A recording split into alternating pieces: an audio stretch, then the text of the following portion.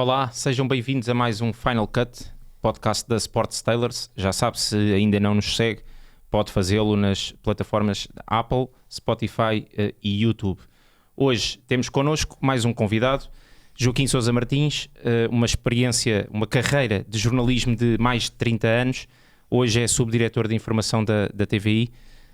Temos-lo connosco, vamos contar aqui algumas histórias. Boa tarde, Olá, Joaquim Sousa Martins. Como estás? Tudo bem? Muito obrigado pelo convite. Primeiramente Certíssimo. Vou começar mesmo pelo início, ou seja, quem é o Joaquim Sousa Martins e como é que foi a infância, neste caso, a sua infância e o despertar de um interesse pelo jornalismo? A minha infância é a coisa mais normal, mais banal do mundo. Foi uma infância da aldeia. Portanto, eu, apesar de ser natural do Porto, fiz toda a minha infância e juventude na Trofa. A Trofa, à altura, era uma aldeia. Portanto, eu tive uma infância de aldeia, com todas as brincadeiras e as vivências que estão associadas a uma aldeia. Portanto, era sair de casa, quando não estávamos na escola, sair de casa de manhã, voltar a casa quando havia fome, voltar a sair de casa e voltar à hora de jantar. E as brincadeiras eram jogar à bola, andar de bicicleta, mais tarde jogar Monopólio e Spectrum 48K. No fundo, foi isto que foi a minha vida, algo de muito, muito, muito simples, muito saudável e muito feliz. A experiência, ou melhor, o caminho até ao jornalismo é um mero acaso. Na altura, portanto, finais dos anos 90, é quando explodem as rádios piratas, depois rádios locais. Eu entrei nessa aventura da pirataria, também por um acaso, de uns amigos que estavam a pensar montar uma rádio. Numa festa de aniversário surgiu a conversa, eu interessei-me. E o meu primeiro interesse nem foi fazer jornalismo, nem ser DJ, fazer os programas da tarde. Era a parte técnica que me encantava, porque aparentemente na minha cabeça, certamente na minha cabeça, não havia talento nenhum que me levasse a ser qualquer coisa desse género.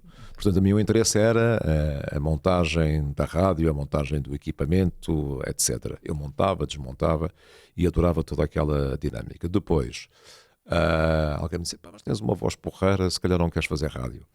E eu, não queres fazer um programa? E, sim, não tenho qualquer tipo de jeito, nem nunca pensei nisso, mas sim, vamos lá.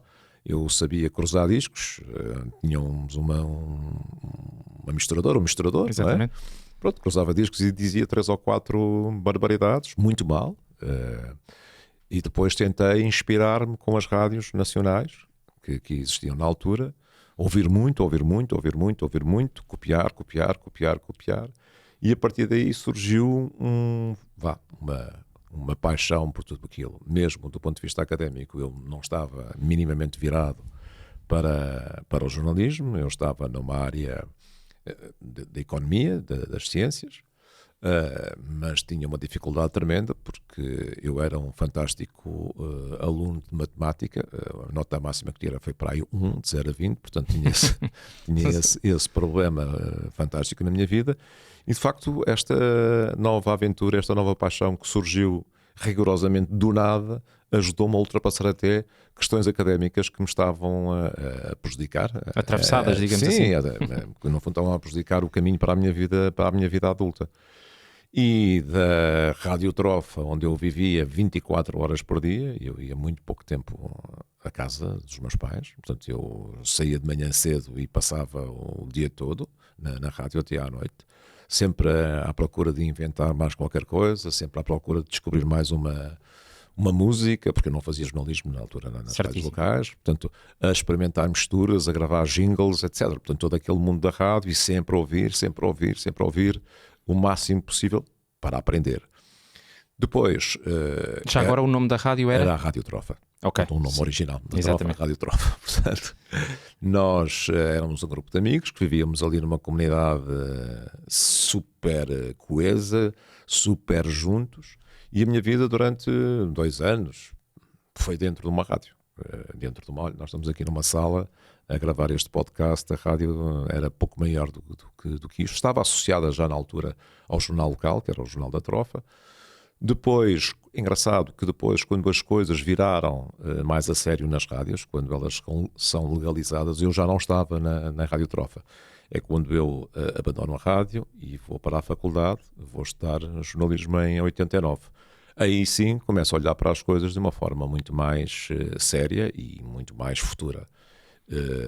Pronto, entro na faculdade e, felizmente para mim, logo, portanto, a entrada na faculdade faz-se em setembro.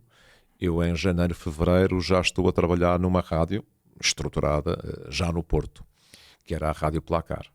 E eu fui para lá fazer um programa à tarde. Portanto, ia passar discos. Pronto. Fazia um programa das 2 às 5h30, uma coisa do género. E depois tive ali a colaboração dos meus professores, porque o programa começava às 2 e a minha última aula acabava às 2, eles deixavam-me sair um pouco mais cedo. Para quem conhece o Porto, eu tinha que sair da Avenida da Boa Vista e ir para a Rua da Constituição, que ainda demorava tempo. Eu estacionava o carro, subia, punha 2 discos, o técnico de som ficava a pôr jingles e punha mais 3 ou 4, e eu descia, vinha um café que era o Gato Verde, o geladinho, e eu comia entre 2 músicas, voltava a subir e ficava a fazer o programa até às 5h30. Tudo com minutos contados. Tudo, era tipo, eu já sabia que tinha que estacionar o carro, não havia telemóveis para avisar, olha, estou a chegar atrasado. E ainda bem. Sim, ainda bem, põe aí o disco. Portanto, eu estacionava o carro, às vezes em segunda fila, subia as escadas, metia o primeiro disco, apresentava o programa. Depois o técnico de som, que era o Augusto Hilário, punha 3 ou 4 jingles e 3 ou 4 discos. Enquanto isso eu comia, almoçava, comia qualquer coisa no geladinho. Voltava a subir, pronto, e depois às 5h30 acalmava um pouco a minha vida. A Rádio Placar tinha uma componente desportiva muito grande. E então fui desafiado para começar a fazer pista. Certo. Nos relatos de futebol. Quem fazia os relatos de futebol era uma rapaziada já experiente, portanto eu não havia cabimento na minha vida nessa altura, e comecei a fazer reportagem. Repórter de pista. Repórter de pista. E a Rádio Placar, para além do futebol, acompanhava hóquei patins, basquetebol, handball, acompanhava quase todas as modalidades. E portanto eu fui evoluindo de repórter de pista para relatador de basquetebol, de hóquei patins, etc. E relatador foi qualquer coisa que eu nunca gostei muito de fazer. Não gostava nada. Eu tenho um problema ligado ao nome e às pessoas. Tipo, para identificar os jogadores, para mim aquilo era um martírio contínuo. Era mesmo um martírio contínuo. E enquanto no basquetebol eram só 5, não é? Pois, era é mais fácil. No hóquei patins também. Eu por acaso gostava de fazer hóquei patins. Os relatos de hóquei patins. Mas no futebol fiz um par de jogos, mas não era de todo a coisa que eu mais gostava de fazer. Entretanto, da Rádio Placar passo para a Rádio Press, portanto, uma rádio já com licença regional, um projeto da luz ao mundo, muito mais consistente do que era a Rádio Placar, e pronto, começo aí a fazer também desporto, a fazer reportagem de pista com uma das pessoas que eu mais, na minha infância, gostava de ouvir a fazer relatos, que era o Gomes Amaro, que era um brasileiro que trazia uma alegria aos relatos incrível, porque na altura os relatadores eram quase todos portugueses. Ele é a primeira importação do estilo brasileiro para a rádio portuguesa. Traz outro estilo. Pronto, havia o Jorge Postrelo, na altura, certo, que já tinha um estilo muito próprio, não é? Mas o Gomes Amaro fazia os relatos de uma forma incrivelmente bem disposta, alegre e espetacular. E eu lembro-me de ser miúdo e já ouvir o Gomes Amaro na Rádio Comercial Norte. Ele depois sai da Rádio Comercial Norte e vai para a Rádio Press, e eu, tipo, das pessoas que eu mais adorava, eu não sabia muito bem quem era o Gomes Amaro, a cara dele, não é nada, porque não havia, na altura, claro, não havia essa capacidade de nós encontrarmos as pessoas nas redes sociais ou até vê-las na televisão, etc. E quando vou fazer com o Gomes Amaro, para mim foi uma super realização. Alegria. Sim, e sentia-me altamente responsabilizado por estar naquele papel. Portanto, faço assim o meu trajeto de rádio. Depois vou para a RTP Porto trabalhar para a área do desporto. Sendo que eu na Rádio Press fazia informação geral, mas para ganhar mais uns trocos fazia os relatos ao fim de semana. Portanto, eu trabalhava de segunda a segunda, mês a fio, não tinha férias, não tinha nada. E vou para a RTP, abriu ali uma vaga de colaboradores e eu vou para a RTP em 93. E pronto, e fiquei aí sim exclusivamente dedicado ao desporto. Termino a minha aventura na RTP Porto, um célebre Natal em que o Manuel Rocha, diretor da RTP Porto, diz: olha lá, miúdo, tu não queres ir trabalhar para Lisboa? Eu, sim, vou. E não queres falar com a tua família? Não, eu tenho que decidir a minha vida. Portanto, e depois no dia 24 de dezembro à noite, a meio da ceia de Natal, eu digo: vou para Lisboa, vou ter que sair. Desculpem, vou ter de abandonar. Vou ter que ir para Lisboa trabalhar. E o meu pai só me pergunta: mas quando? Eu assim, dia 2 de janeiro. Mas tu tens casa? Não tenho. E como é que vais arranjar isso? Já vou ver. E nessa altura também era mais fácil arranjar casa em Lisboa do que hoje. Mais barato seria, mais fácil também, mas havia uma questão, não havia internet para ir à procura. Verdade. E eu conhecia muito mal Lisboa, no sentido dessa estrutura de habitação, onde é que era melhor morar, onde é que era pior morar, etc. Portanto, não tinha essa noção. Mas vim com mais 3 colegas meus do Porto e fui viver com um colega meu da RTP, o Luís Castro, e fomos os dois viver E então tínhamos para a mesma casa. E tínhamos os dois essa perspectiva: não, nós vamos morar, mas para o pé da praia. Ao pé da praia que é bom. Então fomos para a Costa da Caparica. Bom local. Sim, e então, à data, eu dormi tantos dias na garagem da RTP como na minha cama na Costa da Caparica, porque de manhã o trânsito era infernal e eu não estava habituado ainda a essas dinâmicas. Mas pronto, depois tudo se organizou, tudo seguiu normalmente. É verdade. E nessa altura, quem é que integrava a equipa de desporto da RTP em Lisboa? Tanta gente boa, não é? Miguel Prates, Paulo Catarro, Cecília Carmo, Francisco Figueiredo. Uma equipa de luxo. Sim, uma equipa brutal. Miguel Barroso. Bem, desculpem-me deixar escapar algum nome, mas sim, era uma equipa brutal de gente jovem com talento único para aquilo que se estava a fazer na altura. E a RTP era uma escola e 30 anos depois de ter entrado naquela casa, há muita coisa, bastante coisa, imensa coisa, que me continuou a inspirar, e foi ali que eu aprendi. E o que é que guarda com mais carinho dessa passagem pela RTP?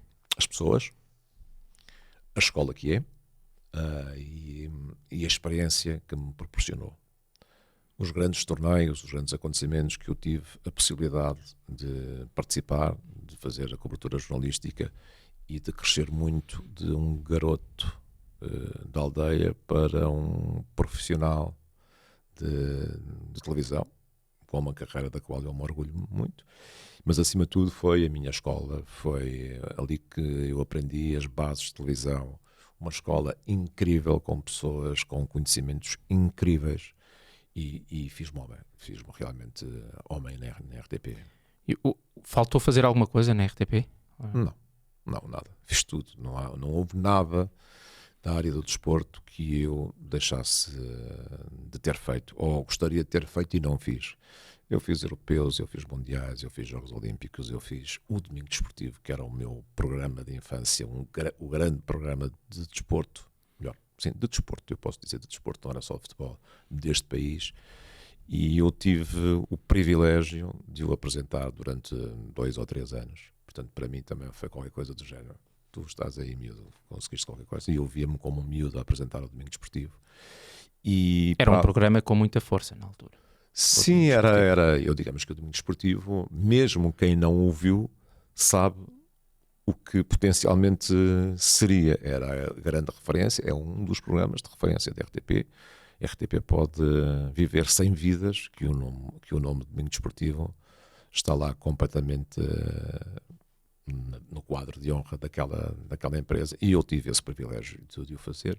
Outra coisa que eu também gostei muito foi de dar o pontapé de saída no projeto Liga dos Campeões, quando deixa de ser a Taça dos Campeões Europeus e passa para a Liga dos Campeões. 1992-93. Sim, Exato. portanto eu estive nesse arranque de projeto, também foi qualquer coisa que me deu muito, muito prazer.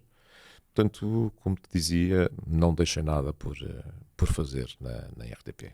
E fez grandes amigos nessa equipa. Fiz, não são os meus amigos de hoje, mas se eles estão no meu coração como amigos, estão no meu coração como amigos. No outro dia encontrei o Carlos Manuel Albuquerque, o Carlos Manuel Albuquerque, o Alexandre Albuquerque, pessoas geniais. Encontrei o Carlos Albuquerque num centro comercial e, de facto, reencontras pessoas e sentes que elas estão verdadeiramente no teu coração. Certo. E depois há aquela transição para a TVI. Quero contar a história de como é que foi para a TVI, que eu creio que não estava nada à espera dessa mais situação. Até porque eu tinha uma posição muito tranquila e muito feliz na RTP. A TVI é um momento de desafio e de alguma excentricidade da minha parte do ponto de vista de carreira. Estava muito bem na RTP, até que um dia toco o telefone. Portanto, aquilo passa por 3 pessoas, pelo António Prata, pelo Mário Moura e finalmente pela Manuela Moura Guedes. Eu ia a caminho do Porto, para a casa dos meus pais, toco o telefone e só me dizem: tu não queres vir trabalhar para uma equipa de loucos? E isso bateu-me imediatamente. Eu assim, estou muito confortável na RTP, estou muito feliz na RTP, mas neste momento desafiarem-me para participar num projeto com uma equipa de loucos, eu disse: está na hora, ou é agora ou nunca mais vai ser. Ou nunca mais vai ser. Eu liguei imediatamente à minha mãe, disse: olha, recebi um convite para ir trabalhar para a TVI, o que é que eu hei de fazer? Minha mãe, conservadora: seu filho, vê lá, estás tão bem aí e tal e coisa. São bem, mas eu sinto que está na hora de eu sair e avançar para outro projeto. E decidi em 10 minutos. Quando regressei a Lisboa, falei com o Zé Rodrigues dos Santos, que na altura era o diretor da RTP, e disse-lhe: olha Zé, recebi este convite. Ele assim: tu és louco, pá, mas agora para a TVI não tem programas de desporto, não tem nada. Aqui estás com o Domingo Esportivo, Liga dos Campeões, eventos que nunca mais param, e tu vais sair daqui. E eu disse: Zé, vou. E não se trata de dinheiro em momento algum. A nossa conversa nunca passou por discutir um tostão. Nem eu com a TVI, nem eu depois, de alguma forma, com a RTP. Eu quero ir porque quero ir, porque estou mesmo com vontade de participar num projeto de loucos e fazer qualquer coisa também de história na televisão portuguesa, no sentido de vamos pegar numa televisão que não está nas melhores condições de audiências, justiça seja feita. Quando eu vou para a TVI, o caminho estava já a ser feito. E vamos pôr uma televisão a liderar em Portugal. E assim foi. Pronto. Para uma equipa onde estavam muitos amigos meus, amigos de hoje, grandes amigos. Eu posso dizer que os meus melhores amigos trabalham na TVI. Portanto, foi mesmo um projeto de pontapé de saída total, e depois tudo acontece na TVI relativamente ao desporto. Começa com a partilha do Euro 2004, depois ficamos com os direitos da Primeira Liga Portuguesa, com a transmissão dos jogos e europeus, etc. E fez um caminho muito, muito interessante. E essa equipa também de desporto da TVI também é marcante?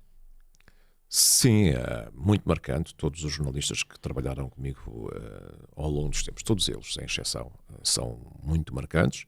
Há uma pessoa em especial da equipa de desporto que eu tenho que destacar, que é o Luís Sobral, que foi, eu fui trabalhar diretamente com o Luís Sobral para a coordenação da editoria de desporto. Luís Sobral, um grande pensador, com pouca experiência de televisão, eu mais descontrolado a pensar, portanto menos organizado a pensar, mas com experiência que trazia adquirida da televisão. Portanto, ele desafiava-me muito com ideias, e eu, com as ideias loucas que ele tinha e mais difíceis, eu conseguia pô-las no ar. E foi, de facto, uma sociedade muito boa, a minha com a do Luís Sobral, porque, no fundo, é a pessoa com quem eu trabalho de início na TVI. Embora todas as outras foram sempre fabulosas e fantásticas. Um grande timaço que estava ali, de grandes complicidades, de grande esforço, de grande dedicação, pessoas muito, muito boas. Alguns exemplos dessas ideias loucas que depois Sousa Martins conseguiu colocar no ar. Aquilo era um bocado, mas até mais o dia-a-dia, repara. O dia-a-dia da TVI para os jornais era muito, muito relevante. Mas eu sou péssimo em memórias diretas e quando me fazem essas perguntas eu fico sempre assim, sei lá, o que agora vou responder? Não tenho que pensar para aí uma hora. Mas olha, lembrei-me agora assim mesmo de repente. O Estádio da Luz, a TVI ficou com os direitos de transmissão do jogo inaugural do Estádio da Luz. O novo Estádio da Luz. Portanto, toda essa operação foi muito, muito importante para nós e foi muito divertida. Nós tínhamos repórteres que saíam do esgoto do estádio, quer dizer, tínhamos imensas coisas, mas o que mais marcou foi, já que vamos fazer a inauguração do Estádio da Luz, vamos fazer, entre aspas, o enterro do antigo Estádio da Luz. Então, o que é que nós vamos fazer, o que é que nós não vamos fazer, etc. E então, e se nós puséssemos um piano de cauda no centro do Estádio da Luz e convidássemos o maestro Vitorino de Almeida para tocar uma música final para que o Estádio da Luz se despeça das pessoas, e fizemos isso. Levar um piano de cauda na altura para o Estádio da Luz foi um problema, era um problema, e o seguro e aquilo ficar estabilizado na relva, e depois tivemos que coordenar o início da música do maestro Vitorino de Almeida com as primeiras máquinas a destruírem as bancadas. Portanto, tudo aquilo Não foi fácil. Não foi fácil, mas era este tipo de coisas que nós gostávamos imenso de fazer. E depois tínhamos um desafio sempre grande, era com poucos meios fazer muitas coisas. Também era um desafio diário. E depois foi a montagem também da TV24, que esteve muito virada para o desporto. O programa Mais Futebol, portanto, programas que depois, apesar de tudo, marcaram a história da televisão em Portugal. O Mais Futebol, o Prolongamento, são dois programas que também ficarão, quer queiramos, quer não, na memória coletiva dos telespectadores. Sobre isso, quer dizer, sem falsa modéstia, isso, claro, é uma realidade. São dois programas com muito caráter, cada um à sua maneira. E foi também a criação desses painéis, dessa ideia daquilo que nós queríamos efetivamente fazer. Certo, e ia precisamente tocar nesse ponto da apresentação do programa, do prolongamento. Era preciso um estofo especial para moderar aquele programa? Sabes que a pergunta que mais me fazem quando me falam do prolongamento é assim: como é que tu tinhas paciência? E eu a brincar digo, porque me pagavam. Mas a questão é, a gestão do prolongamento era uma gestão emocionalmente difícil. Tecnicamente aquele programa não tem nenhuma, quer dizer, não tens que ser um tipo especialmente cheio de técnica para fazer aquele programa. É um programa de punhas a bola a rolar e vamos andando, não é? Agora, emocionalmente era difícil gerir, porque as personagens tinham caráteres muito fortes e a conflitualidade de discussão era elevadíssima. Certo. Portanto, eu tinha que fazer um esforço mental para tentar encontrar os limites entre aquilo que eu achava que estava a ser entretenimento para os telespectadores e a linha do desconforto do telespectador. Isso era sempre o mais importante e relevante. Qual era a linha da respeitabilidade pelo telespectador? Se o telespectador está a ser neste momento agredido por aquilo que está a acontecer no programa. E é muito difícil, e certamente eu falhei inúmeras vezes. Mas eu também tinha a noção, na altura, que aquilo era um programa, não um programa de desporto, mas um programa de espetáculo televisivo. Certo, é verdade. Provavelmente eu errei muitas vezes porque deixei passar os limites. E essa era a minha preparação emocional, que era, será que isto já passou? E como é que eu vou controlar agora? Eu deixei o rastilho, isto começou a arder, agora a responsabilidade de apagar tem que ser minha. E se calhar, muitas vezes, pegou fogo demais. E certamente, algumas vezes, houve desconforto para quem esteve a ver. Agora, é um risco de um produto daqueles. E também tenho consciência que o prolongamento marcou a discussão, o modo de discutir futebol em Portugal. porque depois houve variedíssimas adaptações, que não tem mal nenhum, não é adaptações. Houve a discussão do futebol, depois tornou-se muito mais agressiva do que era até então. Embora a SIC também tenha, e justiça seja feita, a SIC também teve programas de desporto muito agressivos, Quentes. entre aspas. Os donos da bola eram Exatamente. Os donos da altura bola. que também era um produto forte. Mas eu creio que o prolongamento já teve outro tempo e as personas do prolongamento eram brutais. Houve ali um momento em que havia alguma fadiga emocional da minha parte para gerir aquilo. Acho que houve ali uma altura em que todas as pessoas entraram num exagero grande. Até porque as pessoas já estavam muito enervadas umas com as outras. Antes de começar já estavam enervadas umas com as outras. Era assim.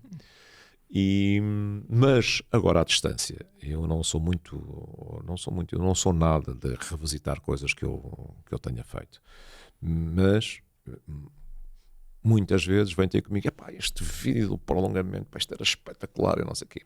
E eu olho para trás e penso assim, de facto isto tem aqui momentos televisivos incríveis, porque há uma geração de miúdos que nunca viu o prolongamento em direto, que conhece o prolongamento e as figuras e tem as falas que existiam no prolongamento, não é? As do Guerra, as do Pina, as do Manel Serrão, as do Eduardo Barroso, as do Pôncio Monteiro, enfim, havia ali de tudo do ponto de vista dessas personas e as expressões deles, de miúdos que nunca viram em direto o prolongamento. Certo, e é um programa que lhes chega. Eu ia falar, por exemplo, naquele programa marcante, lá está que o Dr. Eduardo Barroso preferiu o célebre Deixe-me Acabar. Deixe-me acabar, claro, sim. Ponte chão, não é? Ponte chão. Exatamente. Esse do Deixe-me Acabar Diga-me não é? Diga-me exatamente, diga-me exatamente. Isto entrou na linguagem pop dos portugueses. Até os políticos às vezes têm essas expressões e no dia-a-dia os miúdos têm, os graúdos também têm. Certo, esse do Deixe-me Acabar chegou ali um momento em que foi difícil, porque o Fernando Seara também ficou ali um bocadinho apanhado de surpresa. Parece que lhe rebentou uma bomba nas mãos naquela quando o Eduardo dá aquele grito, parece que rebentou uma bomba nas mãos. É verdade, mas também há um programa também que lá está, fui revisitar e em que foi difícil controlar ali o José Pina. Houve ali um programa em que entrou ali em choque. Eu não tenho memória de todos porque havia muitos episódios. Mas o que eu queria perguntar é... O Pina tinha um humor altamente refinado. Sim. O Serrão também tinha. Mas o Pina tinha algumas... O Serrão tem, de facto, muita piada. Mas o Pina tinha ali tiradas de requinte incríveis. Das que eu mais gosto, o Pedro Guerra levava milhares de papéis para a secretária onde se sentava a fazer o programa. E se calhar nem utilizava metade. Sim, mas era uma forma de estar no programa. Claro. Alguma segurança que lhe pudesse dar a toda aquela papelada. E o Pina entra em estúdio e só me pede, onde é que há uma tomada elétrica? Eu assim, não sei se é aí. Quando ele põe a ventoinha à frente dos papéis e ele faz o programa todo com a ventoinha à frente dele, é das piadas mais refinadas que podem existir. Quando ele também passou a fita DML na poltrona, quer dizer, no púlpito, melhor dizendo, do Pedro Guerra. E o Manel Serrão também tinha coisas incríveis, desde a lâmpada na testa, das toupeiras, do pássaro que leva do periquito, passou o tempo todo com um pássaro numa... Isso, de certa forma, também trazia um bocadinho de humor ao programa e leveza. Por isso é que eu digo, eu acho que o prolongamento deixou de ser, a certa altura, um programa de futebol, para ser um programa de puro entretenimento, porque era um programa transversal a homens, mulheres e miúdos.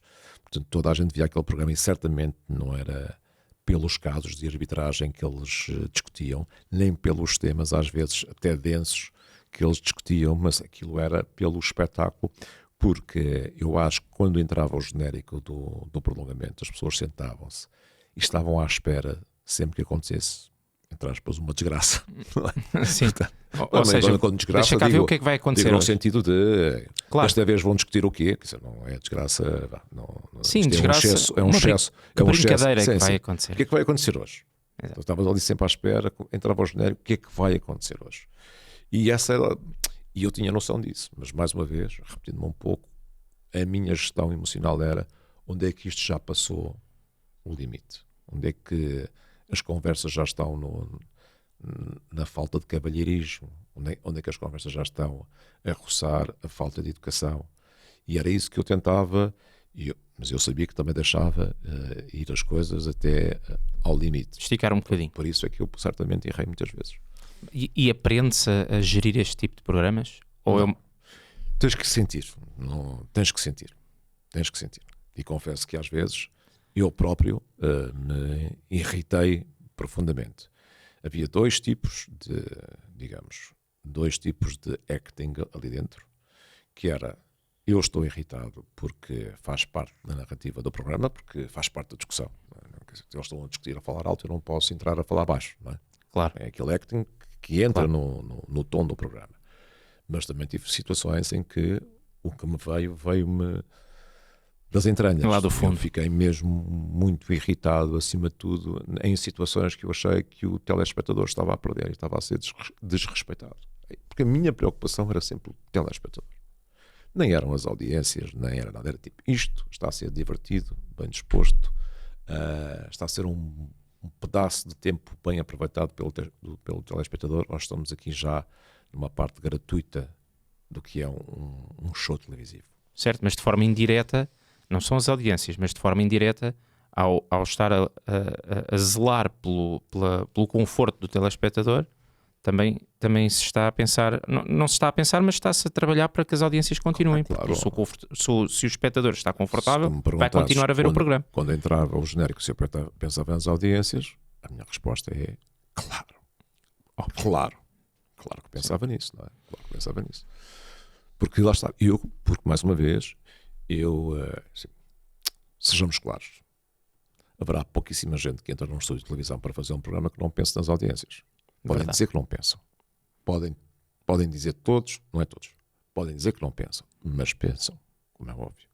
Uns mais, outros menos, uns mais afetados com os resultados, outros menos afetados com os resultados, uns já com muitos anos disto que, pronto, efetivamente já ligam muito menos, mas claro que eu, quando entrava ao genérico, pensava nas audiências. Sou uma pessoa naturalmente competitiva, quando ganho fico todo contente e quando perco fico com uma azia inacreditável e se as coisas não correm mal do ponto de vista de audiências, não tem que ser dos meus produtos da estação. Eu preciso, as audiências às 8h30 nós já as temos no telefone, e se a coisa corre mal até às 10h30 eu não estou bem disposto, nem tão pouco, não estou mesmo com muita azia, muita. Este tipo de programas como o Prolongamento, que atraem o público português, são esses.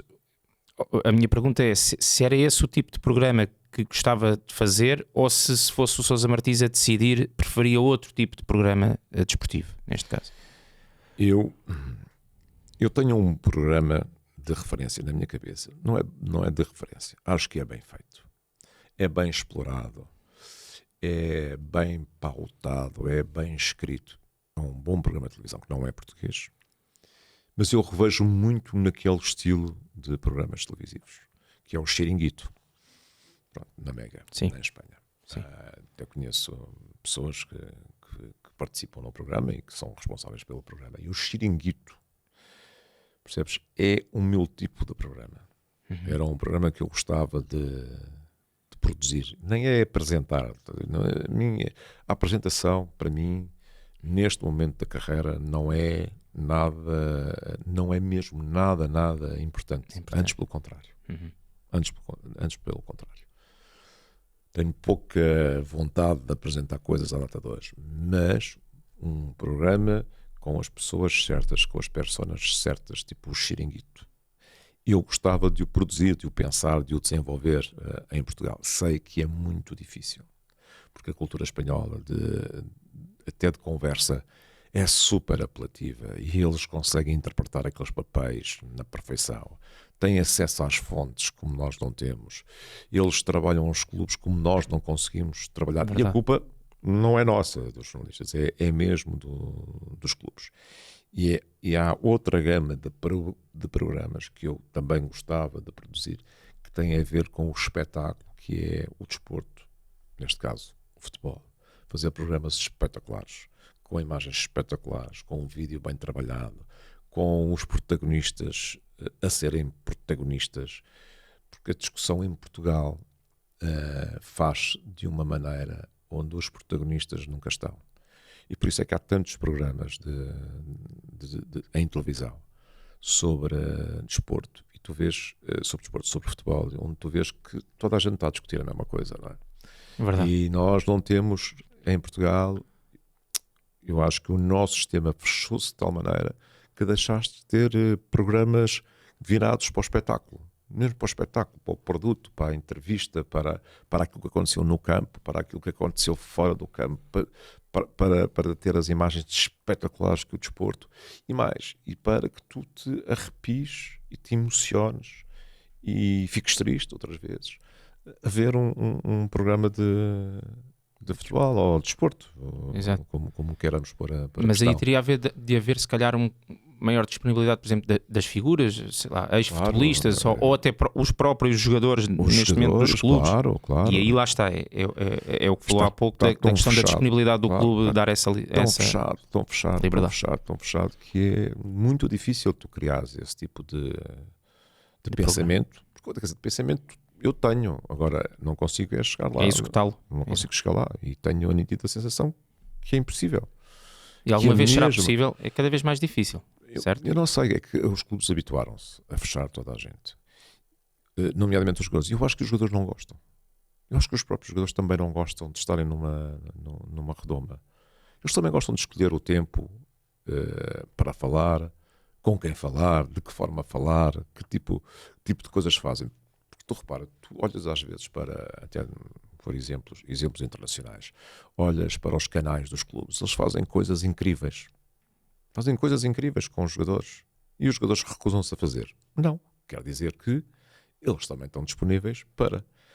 Portanto, fazem tudo sempre num ambiente muito controlado, muito mimado, etc. Porque também para o jogador é mais fácil depois habituar-se àquele ritmo. Mas eu acho que os jogadores, como é óbvio, com conta, peso e medida, também gostam deste tipo de produtos. Porque também os diverte, não é? Também os diverte. Sim. Também os diverte. Vou então falar aqui de um programa que está prestes a estrear, que é Os Convocados.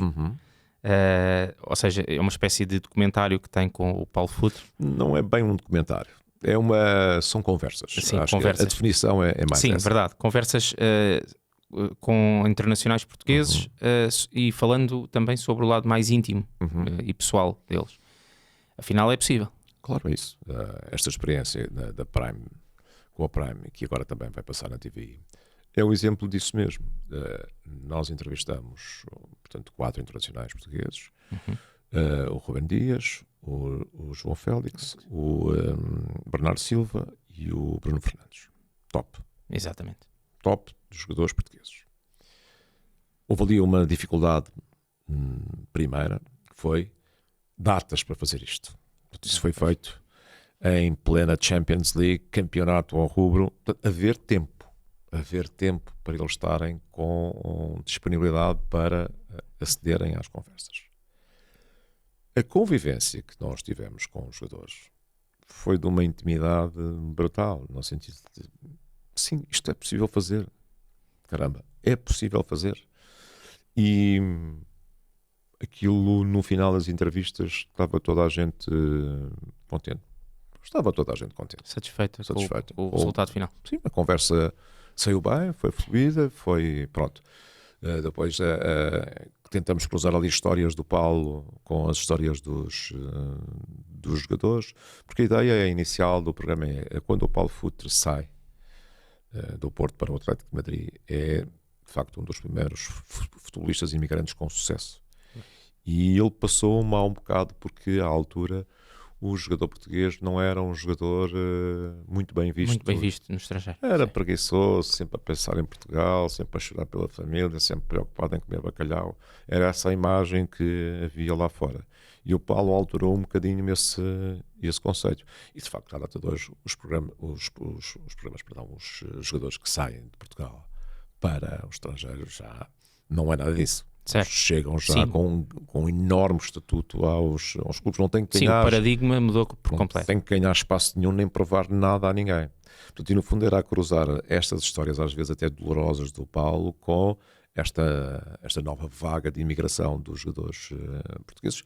E eles depois também desenvolveram na conversa histórias de quando saíram, se foi difícil, se não foi difícil, de que forma é que geriram, quem é que os ajudou, etc. Portanto, toda essa história fica contada. E aqui à volta de outro tema, que falou aí que foi, portanto, pela RTP, fez mundiais, europeus, Jogos Olímpicos. Queria perguntar-lhe se quer contar algumas das melhores histórias ou recordações que guarda dessas viagens ao estrangeiro. Eu não sou, lá está, mais uma vez, sou um péssimo... Sim, vou tocar outra vez na memória. O tipo espontâneo que vai lá à caixinha das memórias e retira lá coisas.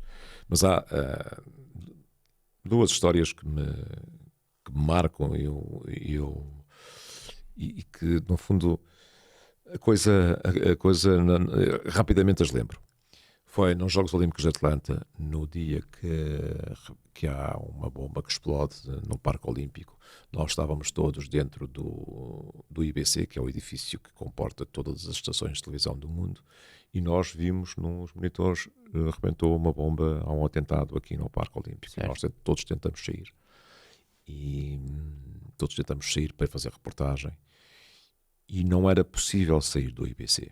A polícia selou o IBC, mas a pressão foi de tal maneira grande que eles tiveram que abrir as portas. Problema: os nossos repórteres de imagem não eram portugueses, eram americanos, já tinham ido para casa. Então nós tínhamos câmaras, não tínhamos cameramans. E eu vejo a câmera no chão e digo ao Francisco Freire: Chico, vamos embora. Ele assim: mas quem é que filma? Filmo eu. Mas tu sabes mexer. Eu estive lá está, estive no centro de formação da RTP e pedi para me ensinarem coisas básicas. As bases, exato. E eu acho que ligo. Se isto fica focado, deve ficar. Agora, se fica com cor ou a preto e branco, logo vemos. Há uma coisa que nós temos que fazer, é sair daqui. Lá saímos os dois. Portanto, filmamos e tal, andei a filmar. O Francisco fazia uns stand-ups, etc. Tenho que levar a cassete agora ao nosso produtor, que era o Eduardo Ricu. E a entrada do IBC ainda estava selada para entradas. Quem saía, não entrava ninguém. Já não voltava a entrar. Então ele tinha uma porta automática que se abria, uma porta de vidro, e estava o Eduardo Ricu de um lado e eu do outro. E disse: eu digo, tenho aqui a cassete. E então vou esticar o braço para dar a cassete. E um polícia furioso manda-me para trás: tu não podes fazer isso, já te disse, saías, não entravas. Mas eu não quero entrar, quero entregar uma cassete. Não, isto não pode ser, nem pensar. Eu, Artur, está bem, peço imensa desculpa, sim, não posso pôr lá o braço, está tudo bem. Ele virou a cara, a porta abre-se outra vez, eu mando a cassete pelo chão. Fui preso. Automaticamente, e ele diz-me: vais ser acusado de terrorismo. Eu assim, olha o que me faltava agora, terrorismo. Eu fico assim: mas o que é que eu fiz, etc. Mas apanhei ali... Um susto valente. Muito valente. Meti-me no carro da polícia, como nos filmes, com a mão na cabecinha, eu com a câmara na mão ainda. Entretanto, o que é que eu vou fazer à minha vida? Eu vou preso, acusado de terrorismo nos Estados Unidos, e aquilo num momento de altíssima confusão. O que é que eu vou fazer agora à minha vida? E, entretanto, qual é que é a questão? O polícia foi lá falar com um tipo qualquer, não fechou a porta. Eu assim: não fechaste a porta. Eu, como bom trofense que sou, arranquei, pirei-me, nunca mais ninguém me viu, escondi-me e fiquei escondido para aí 1 hora até que as coisas acalmassem. E apanhei um susto. Isso é uma história que eu, guardo sempre. Depois outra também, mas que é muito mais simples, que não tem nada a ver com isso. No Europeu de 2000, estava a fazer o pré-match do jogo do Portugal-Inglaterra. primeiro jogo.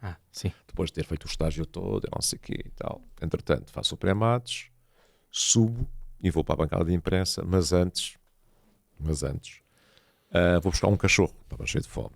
E quando chega à bancada de imprensa, Portugal já está a perder 2-0. Eu disse, estes tipos só podem estar a brincar comigo, pá. Então, estive aqui a fazer o estágio todo, a fazer aqui o pré-matos, fui buscar a porcaria de um cachorro e já estão a perder 2-0. Eu não posso acreditar nisto. Depois Portugal dá a volta ao jogo. Não é como começa, é como acaba. Isto para dizer o quê? Eu não vibro muito com jogos de futebol. Não vibro mesmo. Não fico emocionalmente afetado nem com os da seleção, nem nada. Nem com os do Trofense. Já não tenho memória, sabes? Já não vejo há muito tempo. Já não tenho memória. Mas quando era miúdo, atenção, era real, fazia coisas que não devia fazer. Mas, sabes, foi o jogo que eu percebo porque é que as pessoas gostam tanto disto. Percebo mesmo que aquilo levanta-te, dá-te uma adrenalina, dá-te uns nervos, tu nem sabes se são bons, se são maus, se as emoções são tantas. Depois o anfiteatro, o tempo de jogo, a maneira como o jogo se vai desenrolando, aquilo aperta-te as entranhas todas e eu percebo porque é que o futebol tem esta ligação às pessoas. Percebo perfeitamente. Jogo simples, não precisas. Até a minha mãe, que não percebe nada de futebol, percebe se está a ser um bom jogo ou um mau jogo e quem é que está a jogar melhor ou pior. Percebe nada. Nem sabe se são 11 contra 11 ou 10 contra 9, não faz a mínima ideia. Mas ela vê um jogo e consegue perceber, obviamente, quem é o melhor jogador em campo, quem jogou melhor, perfeitamente. E esse jogo marcou-me neste sentido. Eu sei porque é que isto é tão bom. Foi um jogo que eu tive vibrações. Olha, nem quando Portugal foi campeão europeu, nada. Eu sei que tenho por acaso uma história engraçada. A TVI não tinha os direitos de jogos, mas nós fazíamos grandes pré-matos na Praça de Comércio, com milhares de pessoas. E então eu estive a fazer o pré-matos do jogo de Portugal. Estavam 40 e tal mil pessoas na Praça de Comércio. Estava um ambiente espetacular. E então fiz o pré-matos e depois ia fazer o pós-matos, mas já dos estúdios. Eu estou na Praça de Comércio, começa o jogo e eu arranco de moto para a TVI, que é Luz de Baixo. E tenho um trajeto incrível. Eu saio, subo à Avenida da Liberdade e quando chego ao cimo, quase ao cimo da Avenida da Liberdade, eu ia de moto, vias ninguém. Pá, não havias ninguém. Assim, parece que caiu uma bomba atómica aqui, não vias ninguém. Zero. E parei a moto, tirei o capacete. E nem à noite tinhas tanto silêncio. Uma sensação que disse, pá, de facto, o país parou. Não havia barulho nenhum cá em cima junto do e estamos a falar no Marquês de Pombal. Sim, não havia ninguém na rua, sabes? Eu ouvia as folhas das árvores a caírem no chão. E eu aí arrepiei-me todo. Disse, pá, o país está parado. Mas depois fui trabalhar e vibrei zero com o jogo porque estava a trabalhar. Por acaso, a semana passada fui para o Dubai e então ia no avião e hoje em dia, com a felicidade das tecnologias, no avião estava a ser transmitido o jogo da Liga das Nações. Da Liga, sim. Portanto, eu chego ao avião, vejo os últimos minutos da segunda parte, vejo todo o prolongamento e os penaltis. Gostei de ver no avião. E por cima iam um avião, não iam muitos portugueses, iam alguns, e aquilo foi uma festa. E eu aí, olha, vibrei um bocadinho com aquilo. E com a seleção. Com a seleção.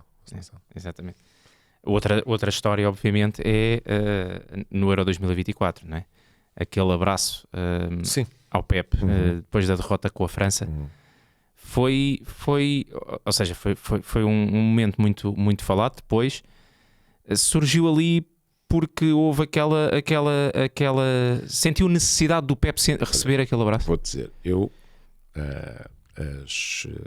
as partilhas, que tive milhões e milhões de partilhas, foi notícia em todo o mundo. Eu não tenho redes sociais, portanto eu ia só, olha, já viste, olha, já aqui viste, teve aqui 1 milhão de partilhas, olha o que estão a dizer os sul-americanos, olha o que estão a dizer na Holanda, olha o que estão a dizer. Eu fiquei completamente apanhado de surpresa, porque quando acabou a flash interview, eu tinha a mínima noção que aquilo ia ter aquela repercussão zero. Porque às vezes os jogadores de futebol são pessoas, homens. Claro. E eu estava a fazer a entrevista ao Pep. Tentar fazer a entrevista o mais profissional possível. Mas eu, nas últimas 2 perguntas, eu olho para o Pepe e assim, não é justo eu estar-lhe a fazer esta entrevista. Este homem está de rastos. Não é justo. Este homem não precisa de uma pergunta, precisa de um abraço. E tu, ali um momento que tu dizes, na pureza do jornalismo, até lá na tua ética profissional, etc., naquilo que tu tens que ser, não teres emoções, ser factual, fazer as perguntas que tens que fazer no momento certo. Eu naquele momento disse, eu quero lá saber disso tudo. Este homem precisa de um abraço. Eu, no fundo era, ele emocionalmente estava derrotado, de rastos, estava sem força. Não era justo estar a fazer perguntas àquele homem. E eu às vezes dei exemplo, até pessoas que até eventualmente não, objetivamente me criticaram por aquele gesto. No sentido, um jornalista a dar um abraço a um jogador. Sim, e voltaria a dar 20 vezes. Porque a minha resposta vai sempre, se eu estivesse a fazer uma entrevista ao Pep e ele desfalecesse, caísse no chão, eu continuava-lhe a fazer perguntas, ou pegava no microfone, deitava o microfone ao chão e levantava o homem. O que é que vocês faziam? Deixavam o homem estar quieto no chão, a desfalecer, e continuavam a fazer perguntas? Sim. Não. É a mesma coisa. É exatamente a mesma coisa. O Pepe estava destroçado. E ele só precisava de um abraço naquele momento. E quem é que estava ali com ele? Era eu. Ele estava num sítio onde não devia estar, porque ele não estava... Ele só queria chorar, ele só tinha vontade de chorar, não tinha vontade de estar a responder a um jornalista. Questões, claro. Portanto, ali foi, de facto, o meu instinto de homem, humano, nada mais. Estava a ser transmitido em direto. Estava. E eu acho, e depois pus-me também na posição, eu acho que naquela altura não havia um português que não quisesse dar um abraço ao Pepe. Haveria, com certeza, mas pronto. Claro. Mas, grosso modo, eu creio que não haveria um português que estivesse em casa a ver aquela entrevista que não tivesse com vontade de dar um grande abraço ao Pepe e despedir-se dele, por grande jogador que foi e que representou a seleção portuguesa. Em função dessa repercussão, depois o Pepe voltou a falar consigo? Ou... Não voltámos a estar juntos, mas ele foi muito simpático em enviar uma mensagem, que eu não vou divulgar o tom, mas foi muito, muito simpático em enviar uma mensagem. Certo. E há bocadinho tocámos aqui no Paulo Futre e depois queria-lhe falar a história do Mano Sousa. Sim, essa é outra história incrível. Começamos essa aventura das noites do futebol, foi uma ideia original do Zé Alberto Carvalho, que disse, nós temos que montar aqui um programa com o Futre, eu não sei muito bem como, mas isto, bora aí montar uma coisa com ele, etc, eu não sei muito bem como. E comecei a pensar, falei com o Paulo, aí, como é que se chama, como é que não se chama? Noites do Futebol. Pronto, esse aqui é um nome que nem é carne nem é peixe, era assim uma coisa que faz sentido. É para o tom do programa, é mesmo esse nome que vai ter. E o Paulo começou-me a tratar por Mano Sousa. Mano Sousa. O programa teve 13 semanas no ar. Fizemos, portanto, aquela série de 13 programas. Na altura não havia as redes sociais, o impacto. O Facebook estava a começar a crescer e pouco mais. Não havia esse impacto de redes sociais. O programa não tinha uma audiência fantástica. Era na TV24, não era no free-to-air, não era no FTA. Mas eu mudei de nome. Eu deixei de ser Joaquim. Eu a qualquer sítio que eu ia era um Mano Sousa. Mas olha, toda a gente me tratava por Mano Sousa. Eu acredito, não tenho a certeza, mas que nunca viram o programa na vida. Aquilo começou a ser voz corrente. E a família também? Não, a minha mãe dizia-me assim ao filho, a minha mãe e o meu pai diziam-me assim, e a minha irmã assim, agora não tens primeiro nome, o teu primeiro nome é Mano? É Mano? Mano. Isso aconteceu. E de facto o programa teve ali um impacto curioso. E mais uma vez, era um programa que era feito num canal de cabo. Eu fui alguém sempre moderadamente reconhecido. Quer dizer, as pessoas sabem quem eu sou e uma grande parte das pessoas não sabe o meu nome. É o senhor do desporto, é o senhor da televisão, é não sei o quê. Normal. outras que sabem, outras que não sabem, enfim. Sou uma cara mais ou menos presente na casa das pessoas há 30 anos, portanto é normal que aqui e ali me reconheçam. Mas eu vou dizer, naquelas 13 semanas eu sentia-me um Rolling Stone cada vez que eu ia na rua, porque aquilo teve um impacto que à data de hoje eu não consigo explicar. Nos Santos Populares, no Santo António, eu era levado em ombros para a casa das pessoas. Tipo, mas isto é o quê? E depois eu ia à janela do táxi a sair de um local para outro local, as pessoas paravam o táxi para me dar um abraço e não sei o quê, assim, o que é que está a acontecer aqui? Não percebi, em momento algum, não percebi o impacto que aquilo... A influência do Paulo Futre. Muito provavelmente, e depois daquele exotismo que ele tem em tratar as pessoas e em tratar os temas, etc. De repente, 13 semanas, mudei de nome, de Joaquim passei para Mano e passei ali 13 semanas a viver uma vida de Rolling Stone. E desculpem aqui esta comparação que é absolutamente exagerada, mas pronto, só para terem um bocadinho de ideia o que foi o impacto que teve aquele programa com o Paulo Futre. Queria-lhe perguntar também duas questões numa. O que é que lhe falta fazer no jornalismo desportivo e qual foi o melhor e o pior momento na carreira? Eu não sou nem de bons nem de maus momentos. Eu não os guardo. Isto é como os resultados das audiências. Quando eu tenho um excelente resultado, ou quando temos, não sou eu, a estação tem, ou o produto que estou a dirigir, etc., eu não ligo. Fica tudo contente. E tu não estás contente? Não. Como também não fico muito triste quando temos um péssimo resultado. E eu tentei sempre olhar para a minha carreira dessa maneira. Aqui no meio é que está a virtude. Exatamente. Porque se eu sonho muito alto, a queda pode ser muito grande. Se eu sonho muito alto, posso não ter, e com certeza não tenho, as capacidades para aguentar a pressão de quem sonha muito alto. De momentos bons e maus, do ponto de vista técnico e da apresentação, já tive muitos, com toda a certeza, de enganos, falhas. Eu sofro de bastante dislexia. Eu olho para uma coisa, está escrito carro e eu leio árvore. Portanto, tenho esse problema grave. Portanto, faço um esforço muito grande para me corrigir. Portanto, terei tido muitos momentos, desse ponto de vista da apresentação, tive, com toda a certeza, terei uma grande gama de momentos deprimentes na minha vida. O melhor momento da carreira, eu também não te consigo dizer de todo o que é que... Tenho muito orgulho em coisas que criei em equipa, como programas que hoje, por exemplo, o Mais Transferências foi também um programa de enorme sucesso, que não existia em Portugal, e fui desafiado na altura pelo Sérgio Figueiredo para o desenhar. Eu não sei como, mas desenhei um programa assim. E agora fez escola na televisão. E hoje em dia, exatamente, quando chegamos ao defeso... As pessoas não se recordam, mas não havia nenhum programa. E aliás, eu próprio, quando fui fazer o primeiro programa, eu não sabia como é que eu havia de fazer. Não sabia como é que eu havia de fazer.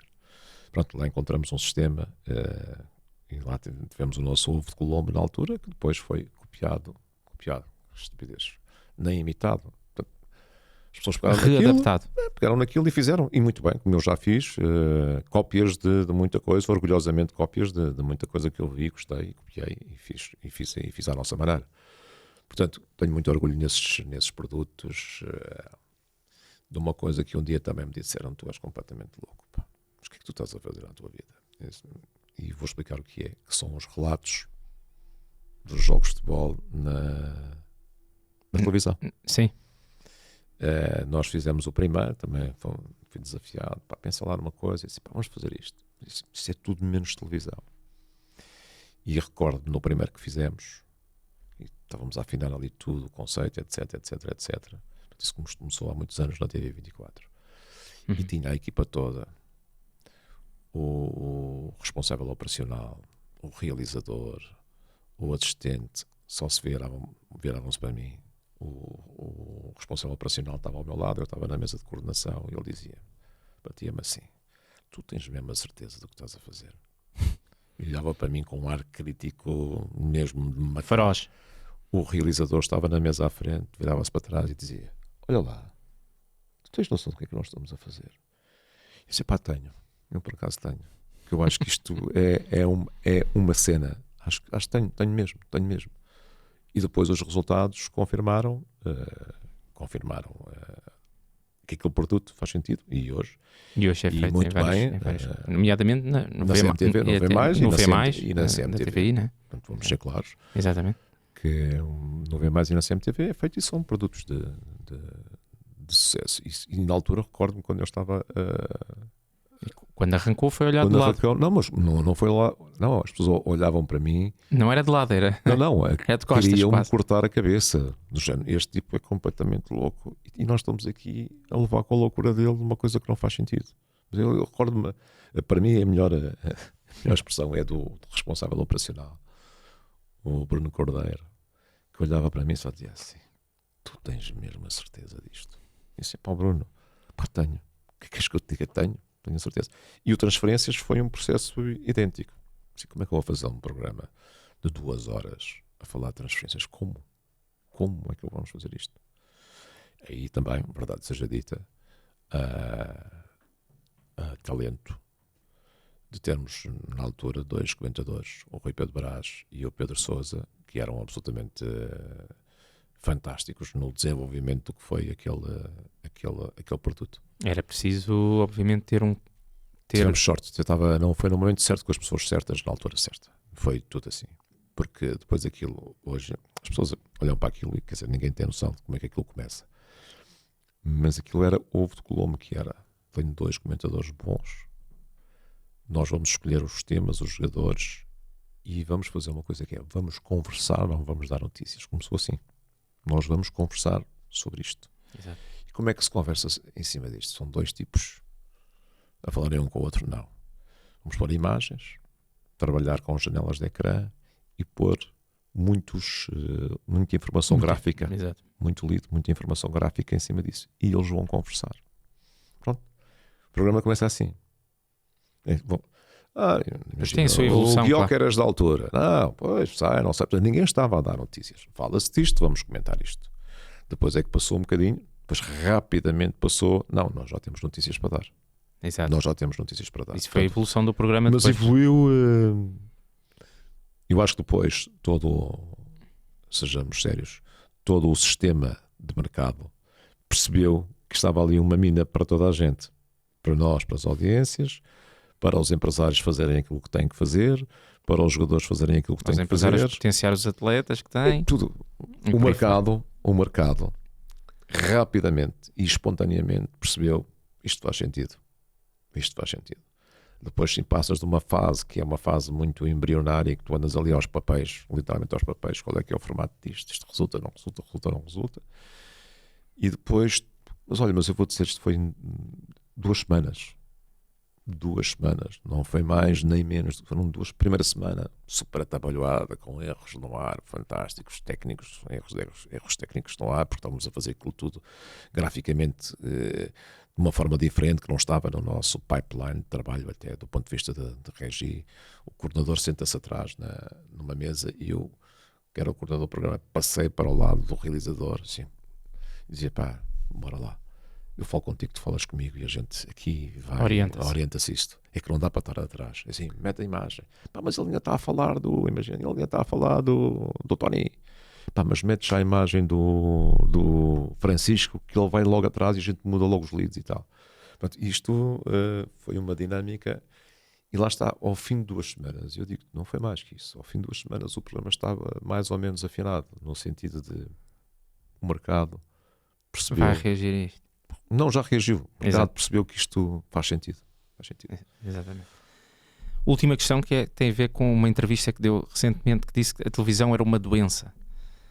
A televisão é uma doença saudável ou perigosa? Para mim, sim. Para a minha saúde é perigosa. Para a minha cabeça é muito saudável.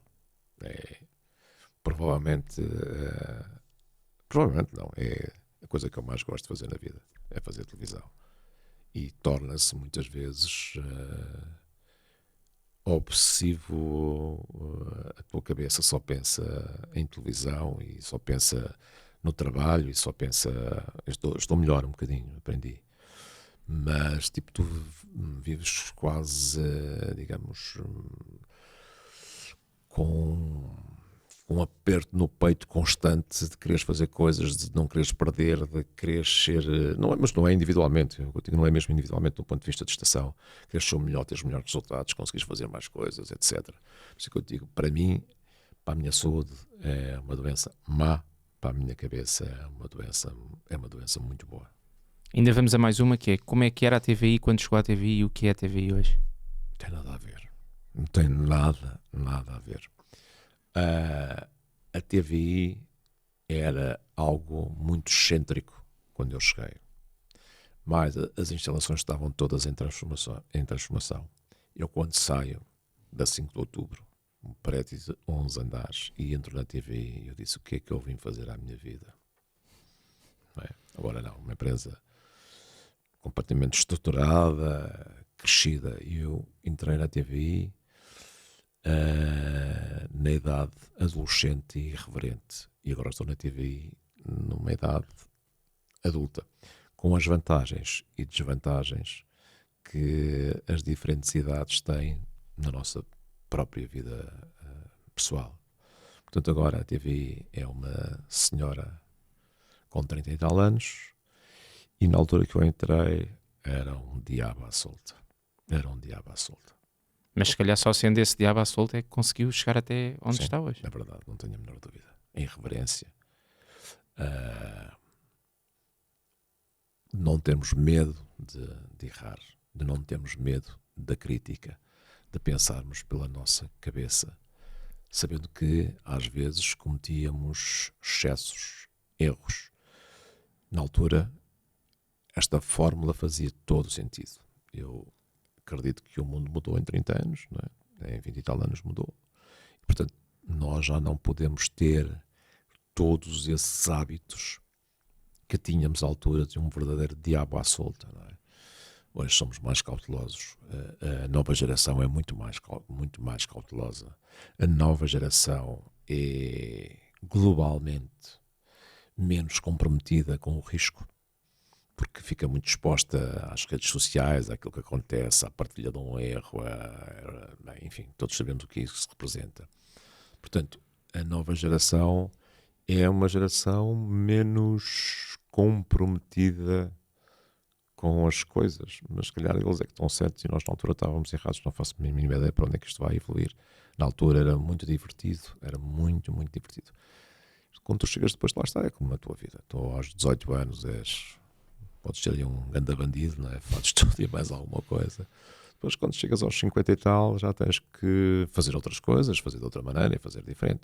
E as duas fórmulas são, como é óbvio, são aceitáveis e é a vida. Mas aquela primeira fase foi muito, muito, muito, muito desafiante. Não quer dizer que agora não o seja, mas quer dizer, eu também já tenho 56 anos, portanto já não tenho uns 20 e poucos de altura. É tudo diferente, encaramos a vida de forma efetivamente diferente. Depreendo então que se lhe ligassem hoje para o seu telemóvel a perguntar se queria participar num projeto de loucos, a resposta seria completamente diferente. Epá, não me desafies. Não me desafies. Obrigado. Obrigado, Bel, por este bocadinho. Obrigado por terem acompanhado mais um podcast da Sports Tailors, Final Cut. Já sabe, se ainda não nos segue, pode fazê-lo nas plataformas Apple, Spotify e YouTube, e esperamos por si noutro podcast com a mesma importância.